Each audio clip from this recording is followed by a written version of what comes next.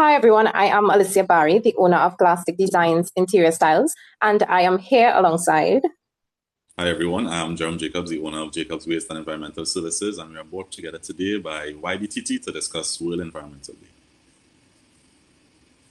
So we are talking about our businesses and our impact with regards to World Environmental Day and our entrepreneurship journey, just a flowing conversation that we're going to have about that, right? So Jerome, can you just tell me a bit more about your entrepreneurship journey? What encouraged you to become an entrepreneur, especially in this sector? Okay, all right. I actually started working as a garbage collector, well, a part-time garbage collector, with a family member who had waste collection contracts. And when those contracts came to an end, instead of walking away from the industry, I saw it as an opportunity. I started Jacobs Waste and Environmental Services. You could also call it JOS, right? With a clear focus, not just on collecting waste, but separating it and giving recyclables a second life. The environment wasn't a afterthought for me. You know, it was the foundation of the business from day one. And what keeps me actually going is the impact. I'm at the landfill every week, Monday, Wednesday, Friday. For sure, you see me at the landfill, right? And I see firsthand what ends up there.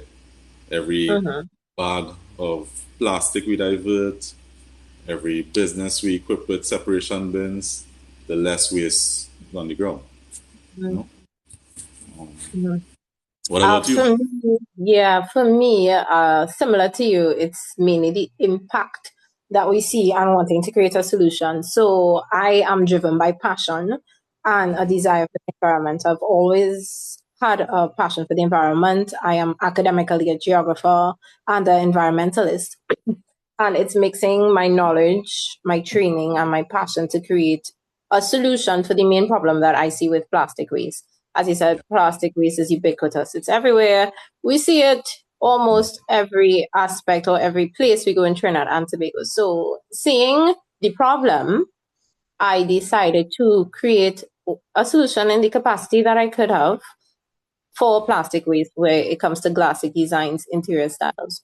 So that's led to the fundamental creation of Glastic Designs. So in terms of our businesses, what do you think is like one key defining moment that led you to think, okay, I want to continue doing this business? All right. So having the knowledge that there's untapped potential in the green economy here. Mm-hmm. Right now, recycling and waste recovery are still underdeveloped, leaving a lot of Mm-hmm. value sitting around. Companies like Every Bottle Back and Flying Tree are doing great work recovering plastics and bottles. Well, Every Bottle Back recover plastic bottles and Flying Tree, they focus more on the HDPE plastics and plastic bags. They recover both of those materials, and they are doing a great job. But we need that kind of effort scaled up We significantly need across more of it. Yeah, more of it. materials and more communities. Mm-hmm. Mm-hmm. Yeah. And we are Have micro. you ever took a drive into the landfill? I would love to. I'll take you there sometime. Right. So Monday, Please. Wednesday, Friday, we're gonna take a I would drive. be all geared up. I would really love to go and see, really, for knowledge's sake, because I know it is expanding at an exponential rate. Yeah. And we have to try and create solutions to reduce the amount of solid waste that's going there. So, I mean, that's what we are trying to do in our small capacities. So, what lesson have you learned in the early days of your business when you first started? Being resilient. That's Mm-hmm. one of the most important lessons I've learned. Not taking no as an answer, but just pushing through as well. A lot of business give up too early along the journey because it's rough. Starting off is rough. You know, you- Mm-hmm. you're not making any money from your business when you now start. Yeah. Yeah, so things are rough. What about you? Like, For me, so with my business, we create products from plastic waste. It had a lot of prototyping in the first 2 years, 2 years of prototyping, not making any money, failing several times. All of that are things to, make you want to kick the bucket and say, I don't want to do this anymore. But as you said, being resilient, and it's more than creating a product. I do it for the impact. I do it for the mission and the vision of environmental preservation. So being resilient is absolutely, absolutely important. Yeah. what about industry challenges? The challenges never stop. But it's making connections. So we have a good connection. You provide transport for plastic waste. I provide edification for plastic waste. So I educate different schools or companies as to ways in which they can recycle their plastic waste. And I connect them to avenues to make it easier because people want the ease of recycling. They don't want the headache. They know they can recycle, but they want it to be as simplified as possible. So making those connections kind of reduces some of the challenges. But another challenge I would attest to is the funding aspect. Have you ever applied for grants for your business? I did once, and How did that's that go? successful. Yeah. So I'm fully self-funded to date, but I would welcome funding if I get that. Free money is Mm-hmm. always good. Well, it's not free money, but yeah. Yeah, yeah, yeah. I guess what you're saying. Yeah, yeah. Let me see. So in terms of like challenges as well, right? For me, Uh-huh. they are real and they are multiple, right? And the first challenge I would say is behavior. Only a fraction of people in Trinidad and Tobago take recycling seriously. The rest So of a them lot of don't care they that don't. much. Yeah, yeah, they don't at all. You still Mhm. see people littering all over. Yeah. So a lot of work involves educating the very Mhm. communities and businesses we serve. The Mhm. second is infrastructure. We can collect and separate, but the downstream processing capacity for recyclables and TNT is limited. You know?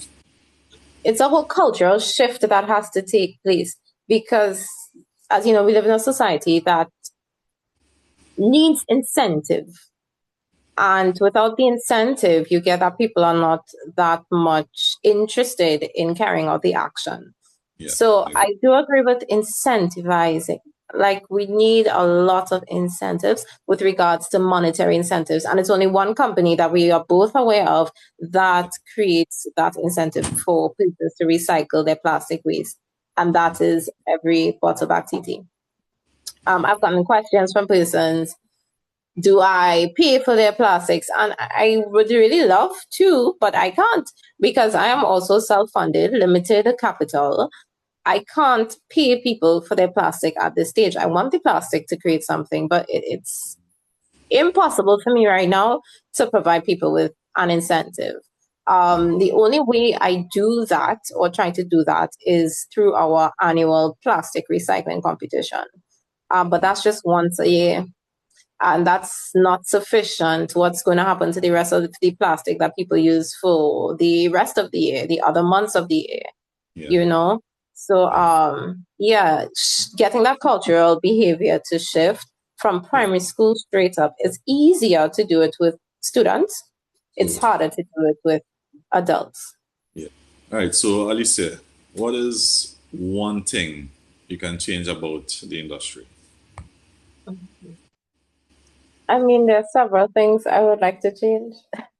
But the main thing is making a space available for entrepreneurs, especially new entrepreneurs who have limited capital. They need the help, assistance to get started. And I am saying that personally because, well, I have not put this information out there before, but my business space was damaged due to a fire in February. Right now, I am without a space, looking for a space that I can afford as a young entrepreneur with a micro business is very hard. Rent is 8,000 and up. That doesn't make any sense for me financially because then I don't have any profit margin. And you're trying to create a sustainable business where you have profitability and also trying to create jobs for persons in this sector. So creating a space for entrepreneurs who may not have the financial capital to get started, that is one thing I would provide, for entrepreneurs, because I live it, I see it, I understand, and it's something that is needed. What would you say? I would say there's one thing I could change about the industry. Mhm. Based on the transportation that you probably provide or I would the clients you work I with. would love to have electric vehicles, electric trucks. Yeah. Mhm. But the cost of it, yeah, is way too much. It's out of my league, I would say right now. I'm But I would interested to know what is the cost? What is the cost for electric truck? like a regular truck, right? Like a truck that run on hydrocarbon, right? Does like 300,000 up, right?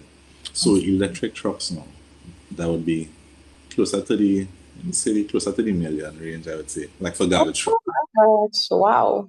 That's a house. it is expensive, Okay. very expensive. Okay, yeah.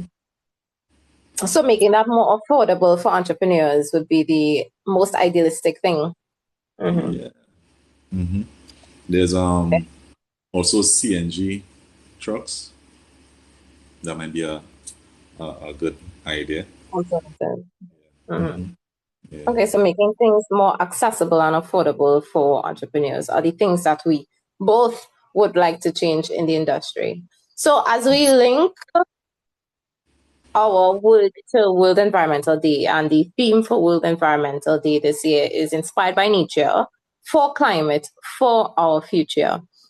Do you think the work that you do, does it really align with climate change and climate action? It it does, you know. It helps divert waste from the landfill. So it definitely does. But as a let me say as a Caribbean nation, right? We're not Mm-hmm. talking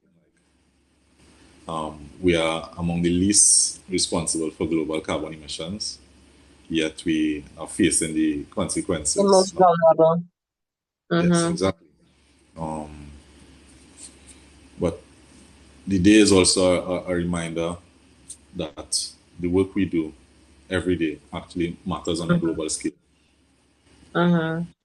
Well, if we can give like a quick crash course as to how plastics contribute to climate change and the emission of carbons, how can you just like quickly break down with your background? How does plastic really negatively impact the climate? Okay, let me try. You know, I haven't um, dug One into that's the not in a to that, while. but plastics are derived from hydrocarbons, Mhm. and those hydrocarbons, when you process it now, you get carbon emissions. Yes, they try to capture the carbons, but it doesn't always be that way. You know, carbons Mhm. are still emitted into the atmosphere.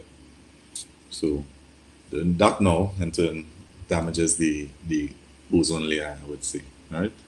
Yeah, yeah. And the work we do in recycling, so what Jerome does, he collects plastic to recycle, and what my business does is that we upcycle plastic waste.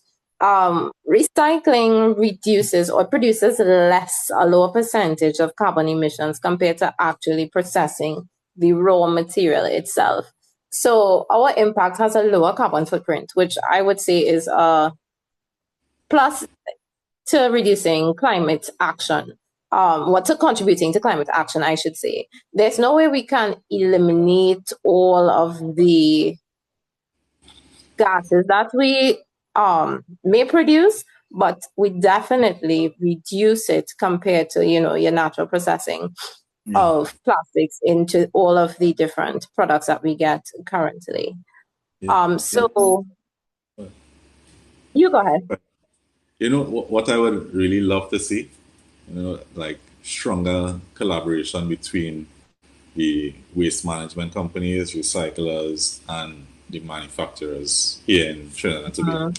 Yeah, real circular economy where what one industry discards becomes the raw material for another. For the company that makes it. Exactly. Yeah, so every bottle that's produced, there's a way to collect it. And when it's collected, a company processes it, and those pellets are then sent right back to the company that makes the bottles. So that connection, as you said, that's the true definition of circular economy. Definitely needed. What is Go ahead. what is one advice you have for someone starting in the green business? What I would say, boy, if you are not resilient, it's not for you. But I encourage you to be resilient because we need more hands on deck in this field. It is a niche field. Right now, I only know one company other than myself that upcycles plastic waste. There's a slight difference between recycling and upcycling, and we upcycle it into different products. That's Flying Tree Environmental Management. They do it on a larger scale. I do it on a smaller scale. It's a niche area to work in. If you have the passion, the drive, the mission, and the motivation to do it, do it. A lot more people are needed in this field. If you're doing it solely for the money, you might have a little challenge there, a little pill to swallow with regards to that. But you have to do it for the environment because we have one environment. We're here for a time and a season, and we really have to protect it. Yeah. That's good advice. It needs to be treated as an essential infrastructure. As an essential infrastructure, definitely. All right. So as we wrap up, the talks on our businesses, how can persons connect or find out more about your business? Okay, so we are on social media platforms as Jacobs Waste and Environmental Services, LinkedIn as well, Jacobs Waste and Environmental Services. Our phone number is 49 Waste. That's 499-2783. Email address is admin@jacobswastedisposal.com. Yeah. What about you? How can persons get in contact with Glastic Designs? Glastic Designs, yes. So we are on Instagram, Facebook, TikTok, and YouTube with the handle at Glastic Designs. That's GLASTIC Designs. You can contact, we have two numbers now. Let me get the second number, but the first number is 775-2407. The second number is 740-3368. You can also email us. The email handle is gdistyles@gmail.com. And just connect with us because both Jerome and I are willing to work with persons in this sector. We are willing to increase the amount of plastic waste we can remove from the environment. We'd just like to encourage, all of you to take environmental sustainability seriously. It's not just the responsibility of our heads or the big conglomerates. It's all of our responsibility to take action. Entrepreneurs, communities, schools, individual businesses, all of us play a role together. We are bringing innovative ideas to the table. But we need collaboration. We need awareness. We are bringing the persistence, but we need a lot of people to be persistent with us. We see the problem and we really want to create a solution for the problem. So connect with us and work with us to bring, stronger networking, stronger change in this plastic problem that we are trying to alleviate. Exactly. Right. And I would also like to say, change doesn't start with government policy or a global summit. It starts with a decision. Trinidad and Tobago is a beautiful country, and we are resourceful, we are resilient, and we have everything we need to lead the Caribbean in building a truly green economy. Yeah. All right. Have a good evening, everybody. Thank you for tuning in with us. Thank you for engaging in discussion with us, and we would see you soon.